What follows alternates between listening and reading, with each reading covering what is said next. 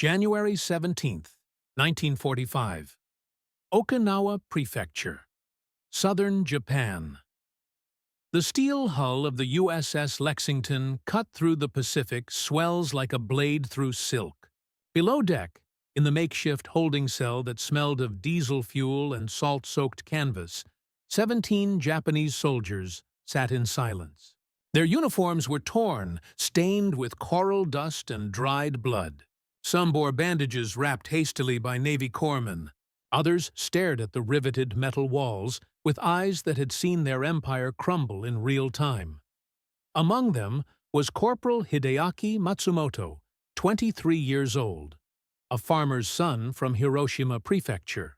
He had spent 4 years believing what every poster, every radio broadcast, every officer had told him, that the Americans were a weak people, softened by luxury, corrupted by individualism, incapable of the discipline required for true warfare. He had been taught that their women were decorative, fragile, existing only to serve men in domestic spheres far removed from the machinery of war. He had been told that Japan's spirit, Yamato Damashi, would overcome American steel and oil because spirit, in the end, was stronger than materialism. Now, as the ship churned toward a temporary Allied base on the western edge of the Pacific Theater, Matsumoto clutched a rice ball given to him by a bored-looking sailor. It was larger than any portion he had received in the last 18 months. The rice was white, pure, uncut with millet or sawdust. He ate it slowly, mechanically, and tried not to think about the men he had watched die of starvation in the caves of Iwo Jima. The war had taught him many things, but nothing would prepare him for what he was about to see. To understand the shock that would ripple through Matsumoto and thousands of prisoners like him, one must first understand the architecture of belief that had been constructed around them since childhood. The Empire of Japan had spent decades building a narrative of American decadence and weakness, a story so deeply woven into the national consciousness that it became indistinguishable from truth. In 1941, when Japan struck Pearl Harbor, the prevailing ideology within the imperial military was one of spiritual superiority. Japanese soldiers were told that Americans lacked Bushido, the way of the warrior. They were told that American men were coddled, that their society was fractured by ethnic divisions, that their wealth had made them lazy.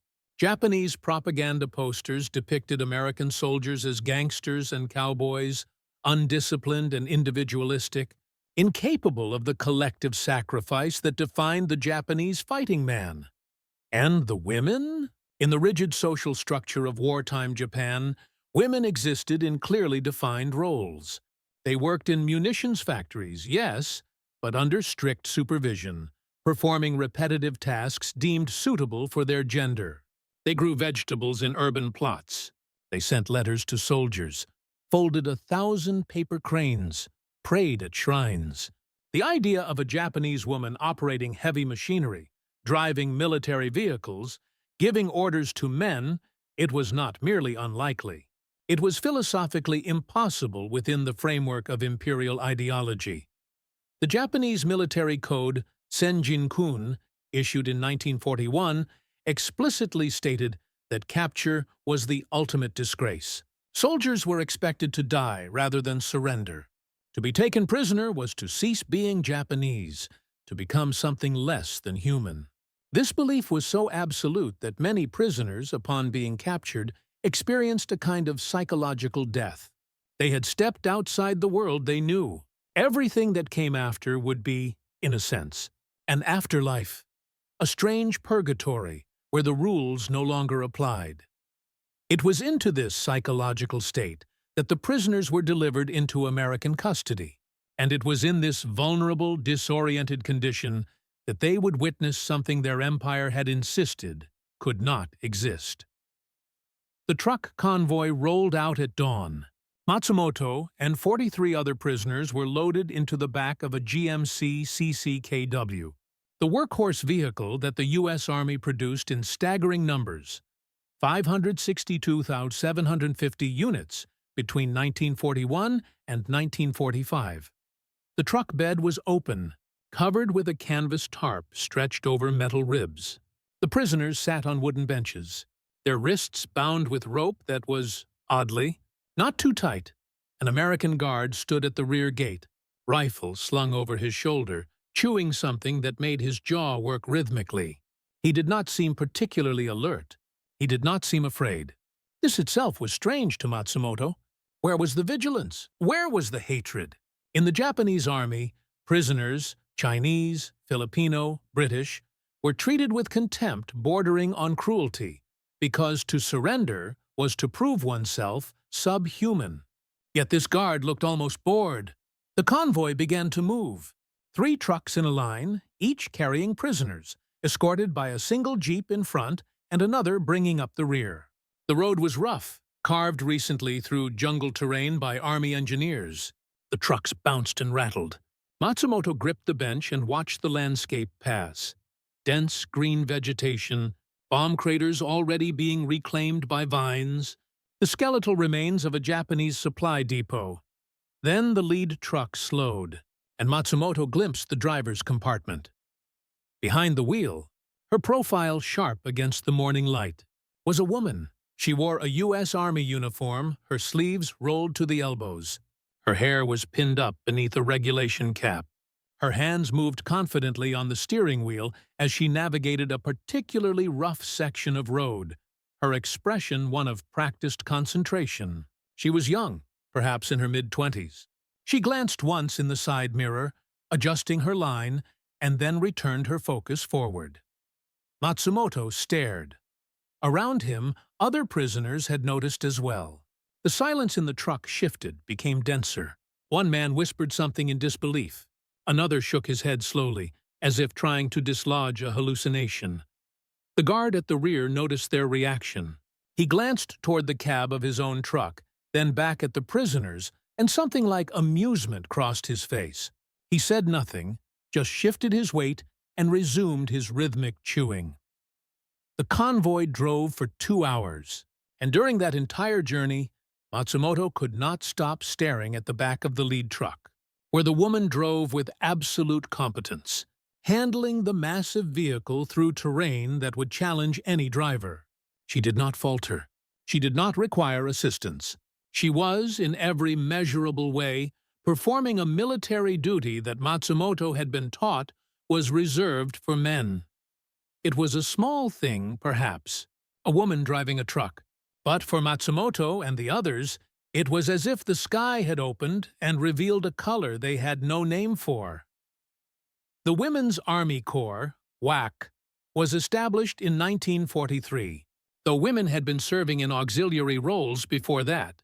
By war's end, approximately 150,000 women had served in the WAC, performing duties that ranged from clerical work to mechanical repair, from radio operation to, yes, driving trucks.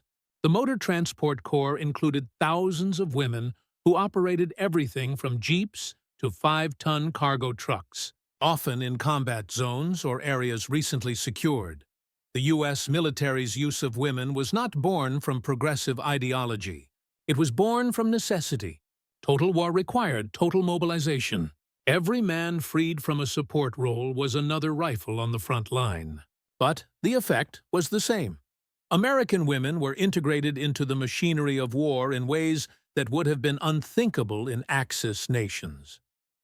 In Germany, despite the rhetoric of total mobilization, Hitler resisted deploying women in significant military roles until very late in the war, fearing it would undermine traditional family structures. In Japan, the resistance was even stronger. While women worked in factories, often under brutal conditions, they were never uniformed, never militarized, never given the authority or training that would place them in direct operational roles. The American approach was pragmatic. Women were trained, tested, and deployed based on capability. They were paid, though not equally. They faced discrimination and harassment, though officially it was prohibited. But they were there. They were visible.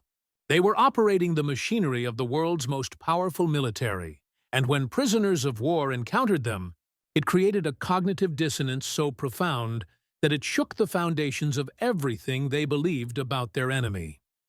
The processing camp was temporary, a collection of tents and prefabricated buildings erected by Navy Seabees 3 weeks earlier.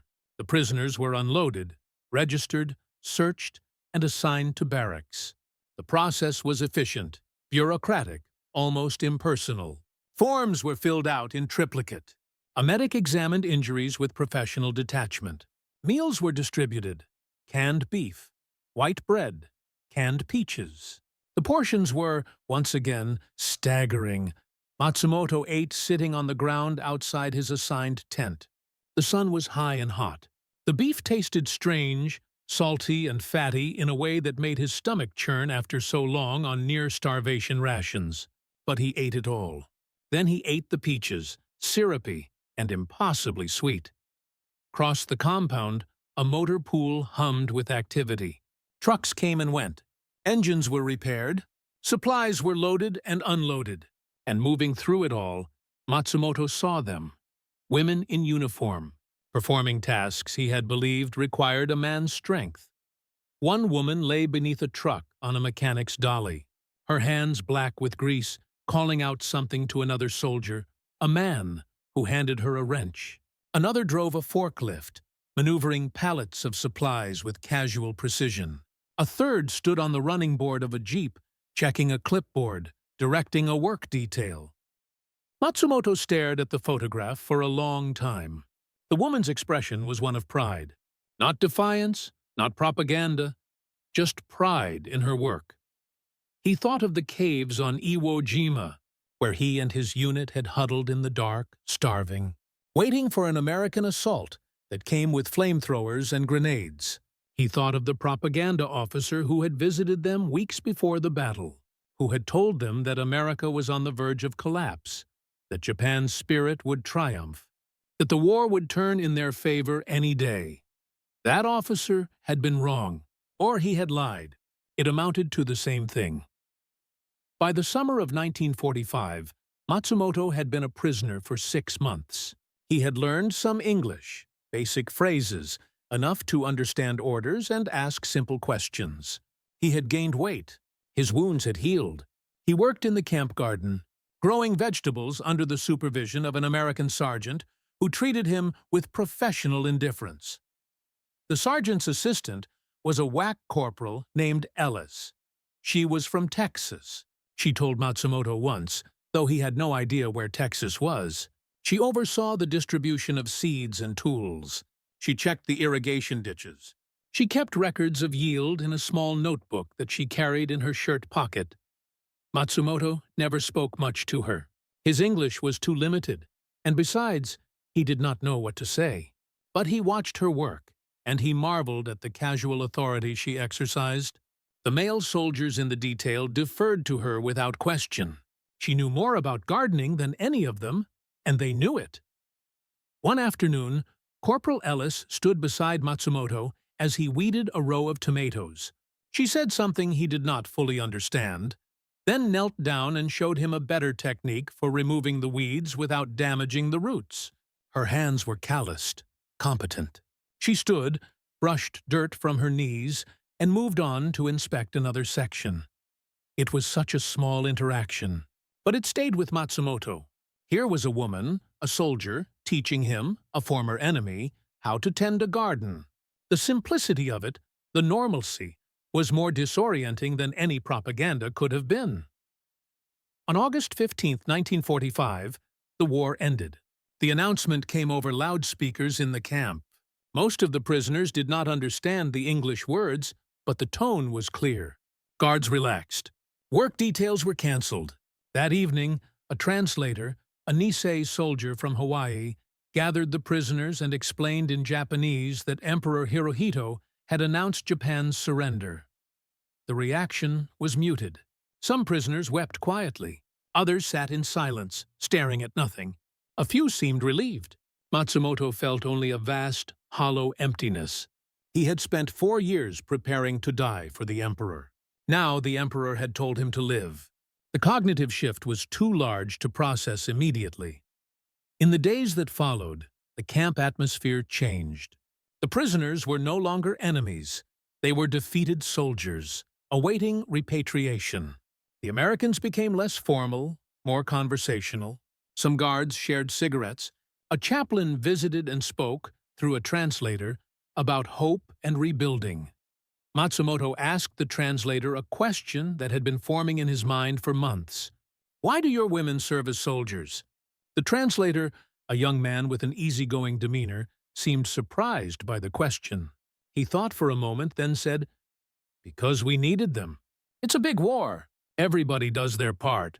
But it is not dishonorable for a woman to do a man's work?" The translator laughed, not unkindly. "It's not about honor.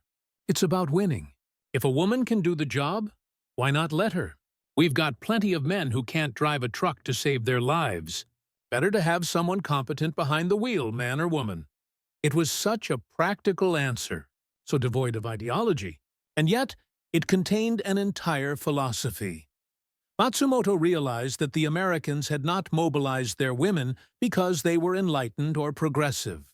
They had done it because it was efficient, because it made sense, because winning the war mattered more than preserving traditional gender roles.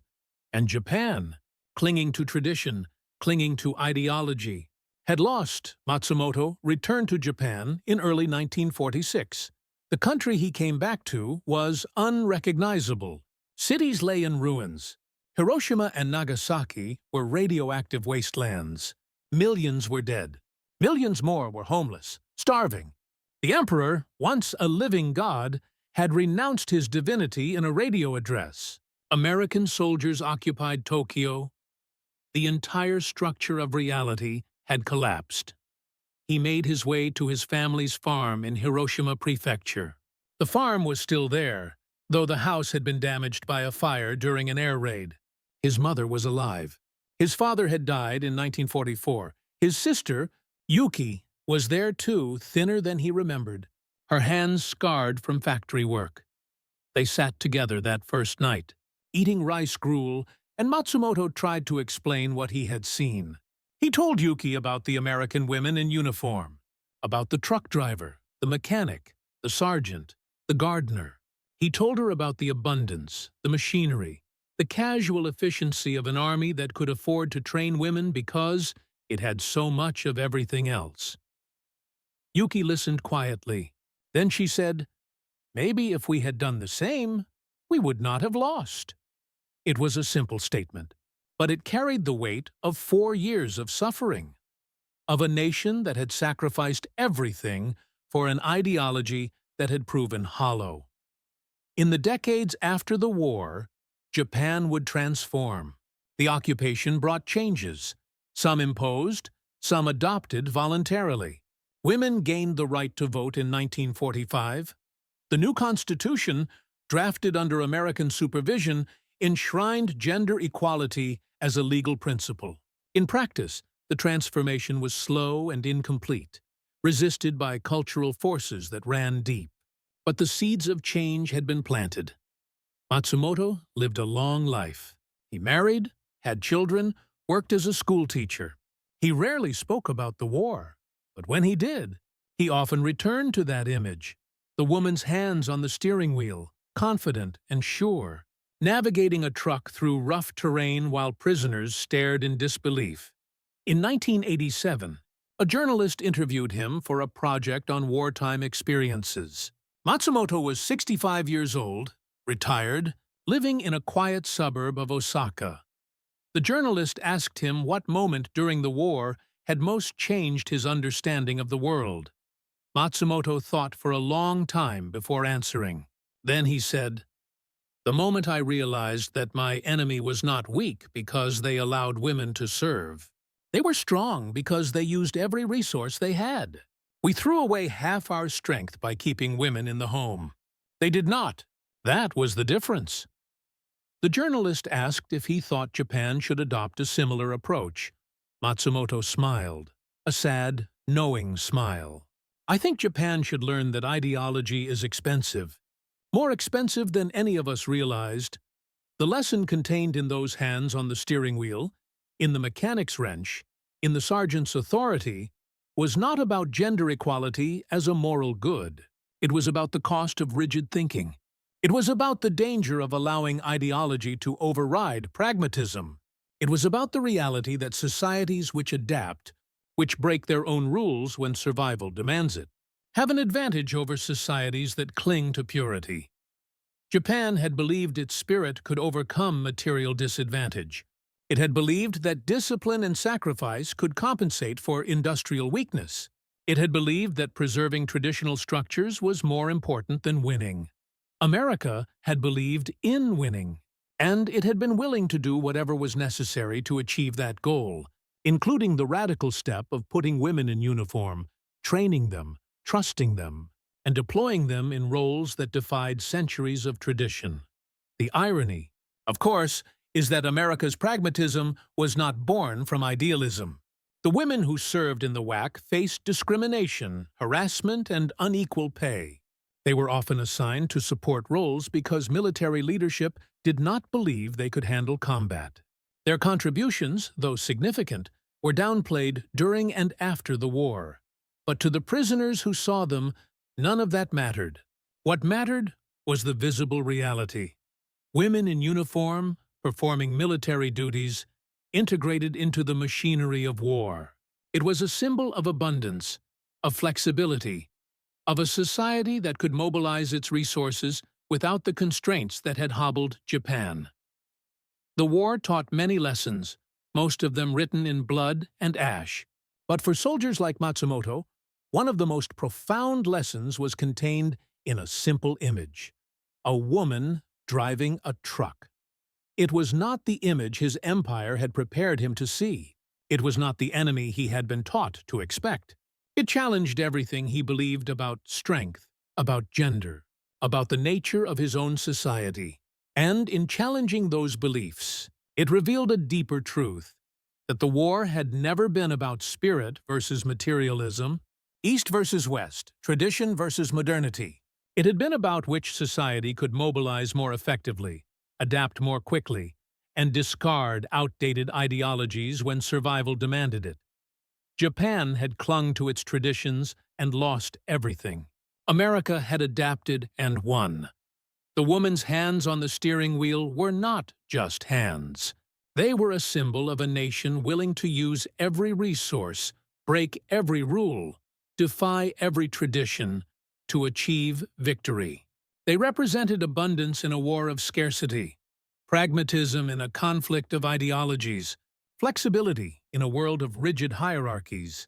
And for the prisoners who saw them, those hands became a haunting reminder of how completely they had misunderstood their enemy and themselves.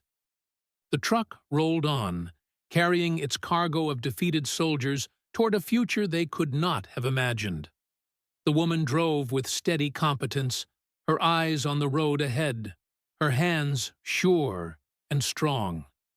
Behind her, the prisoners sat in silence, trying to reconcile the world they had believed in with the world that actually existed. It was a small moment in a vast war, but in its own way, it was as decisive as any battle, a quiet victory of pragmatism over ideology, of adaptation over rigidity, of reality over myth. The truck disappeared around a bend, leaving only dust and the echo of its engine. But the image remained, burned into memory, a symbol of everything that had been lost and everything that might, in time, be rebuilt. In the end, the hands on the steering wheel told a story more powerful than any propaganda, more convincing than any speech. They told the story of a nation that had learned to use all its strength, not just half. And in a total war, that difference had been everything.